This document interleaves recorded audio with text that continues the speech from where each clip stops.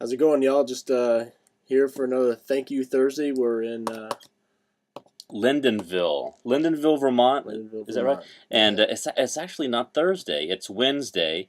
But we're going to cross the border soon, and so we want to get all of our internet in before we go to this strange land they call Canada. Canadian land, Yeah. I think they're trying to change it to. But this week we want to start out. We want to give a lot of love, a lot of thanks to the Foundation for Economic Education.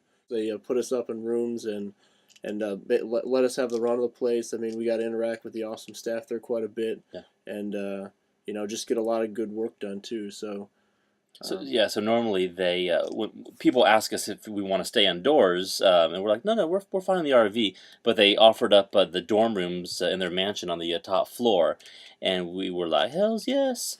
So we had our own room. They had blazing fast internet, Yeah, so was it was, and they had the hot water shower. We were fortunate that they gave us a few minutes to talk about MHD and introduce what we're about to their audience there, which was a packed room of over 100 people. I'm so glad to be here with you guys here at FEE. FEE has been super supportive of myself and the rest of the Motorhome Diaries. I mean, I know last Thank You Thursday we mentioned we were running a little bit low of funds, but on the spot afterwards, Mr. Fred Basir from Connecticut just handed over a wad of cash, and he's like, I think there's $410 there, and there was, and that's like, that was amazing. That really helped us get by, Yeah. and it's going to keep us rolling. That's a couple tanks of gas. So thank you so much, Fred. So he gave us some money, and then we've had some support has picked up this week. Yeah, John Russo, who was also at the FEE event, he gave us $20, which was awesome.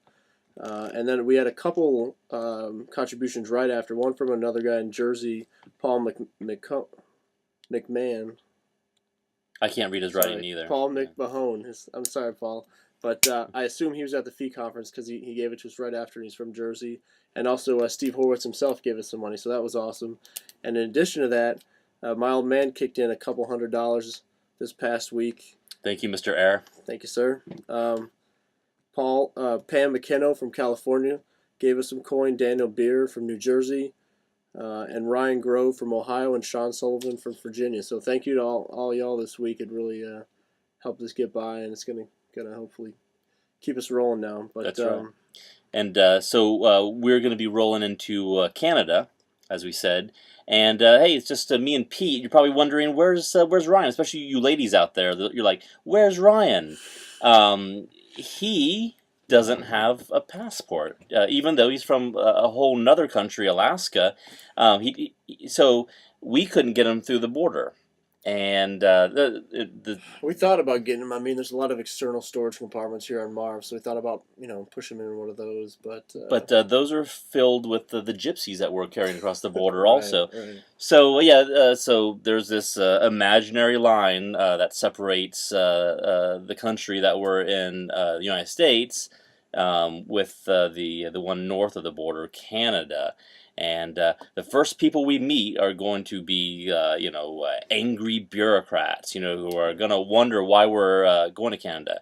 We're going to Canada because we're going to meet it with some fellow lovers of liberty at Liberty Summer Seminar in Montreal and Toronto. We're not going to apologize for that. And I don't Windsor. And Windsor, thank you. I don't know why we have to explain ourselves to these people, but we're going to be peaceful as always. And anyway, so that was a major inconvenience for Ryan. But if you go to motorhomediaries.com, he's posting about his North American journey, and we're really proud of him. So Mark Tucci was wonderful. Pete has known him for a while through the drug decriminalization movement, and he has drug re-legalization movement. And so he has multiple sclerosis, and gets around in a wheelchair. It's just it's tough for him to move, but was a gracious host, and we got a good interview with him. So look forward to that next week, I suppose. Yeah, he was awesome. He's just like an activist and author, and he's a guy who helped get Vermont's medical marijuana law passed. So yeah, it's really cool to see what one person can do. And he took us on this great drive where I think we had one of the more memorable moments of the trip where we saw the A-Team van. Yeah. But the whole drive was surreal. Now, I think a lot of that was because Vermont is a beautiful place, but also we probably got a contact high from the stuff that he was smoking. We went over to New Hampshire, slept there. We sent out a twit the next morning and said, hey, we're in the area. If there's any Free Staters, come on out. And we heard from David Gernhardt, who's a student at Grove City and he's active with Blake, who we mentioned before, with helping us with our site. So Yep. anyway, he bought us lunch at Panera. It was awesome, and it was good to catch up with him and really see his drive. I think he said he went to Grove City at NeoCon, and he came out of NanCan. And of course, if you want to keep us rolling, just go to motorhomediaries.com/support, and there's a bunch of options there. So anyway, till next Thursday, thank you. Thanks.